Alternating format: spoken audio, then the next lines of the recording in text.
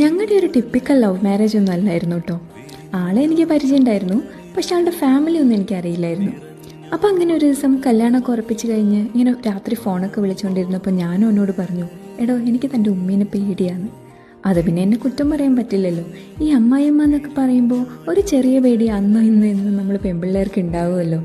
അപ്പോൾ ഓൻ പറയാ, എന്തിനാ നീ പേടിക്കണേ, നിന്റെ സ്വന്തം ഉമ്മീനെ പോലെ തന്നെ കണ്ടാൽ മതി, ഒരു കുഴപ്പമുണ്ടാവില്ല എന്ന്. ഞാൻ പറഞ്ഞു, അതെങ്ങനെ ശരിയാവും, അതൊന്നും പറ്റൂല എന്ന്.